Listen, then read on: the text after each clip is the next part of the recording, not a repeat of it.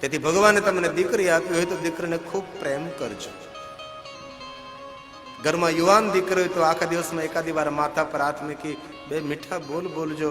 અને હું કહી શકું છું, બાપનો જો દીકરી પ્રત્યેનો સાચો પ્રેમ હોય ને તો દીકરીઓ ખોટી જગ્યાએ પ્રેમ શોધવા નહીં જાય. બાપનો જો હૃદયથી પ્રેમ હોય છે. તમારી દીકરી સાસરે હોય તો એક બે દિવસે ફોન કરતા રહેજો ને પૂછતા રહેજો. પણ દીકરીનો સ્વભાવ, દીકરી જો સાસરે હોય ને દુખી હોય તો બાપને કોઈ દી અણસાર ન આવવા દે કે હું દુખી છું. પિતા ફોન કરે તો પૂછે તો કે ના પિતાજી મેં મજામાં છું. નગર દુખી હોય, તકલીફો હોય તો પણ પિતાને દુઃખ થાય, તેથી બાપને પોતાના દુઃખની વાત ન કરે. એક સજ્જન બાપની દીકરી સાસરે સસરા પક્ષ વાળા કસાય જેવા બહુ દુઃખ આપે, બહુ દુઃખ આપે. બાપ વારંવાર પૂછતો રહે, દીકરી બેટા તને દુઃખ તો નથી ને? તો પણ દીકરી તેના બાપને બતાવે નહીં કે મને આ સસરા પક્ષનું દુઃખ છે.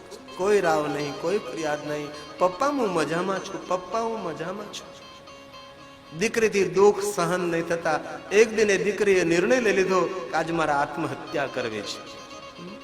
કોઈ શહેરી વિસ્તાર બહુમાળી ભવનમાં રહે, ઉપરથી નીચે પડવાનો સંકલ્પ લઈ લીધો કે હવે દુઃખ સહન નહીં થાય.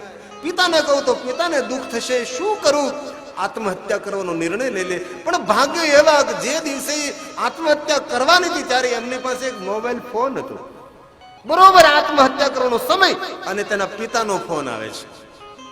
અને દીકરીએ ફોન ઉપાડી, જે બાપનો ફોન, બેટા તું મજામાં છો ને? હા બાપુજી મજામાં છું. બેટા જીવનમાં દુઃખ આવે એ દુઃખ રોજ નથી રહેતું, બેટા થોડું સહન કરી લેજે, હિંમત નહીં હારતી બેટા. અને જે દીકરી આત્મહત્યા કરવા તૈયાર થયેલી, બાપના એક ફોનથી આત્મહત્યાનો વિચાર તેને ટાળી દીધો અને દીકરીએ જીવી લીધું છે. તેથી જેની જેની દીકરીઓ સાસરે છે એને પણ પ્રાર્થના, 2-3 દિવસે રોજ, 8 દિવસે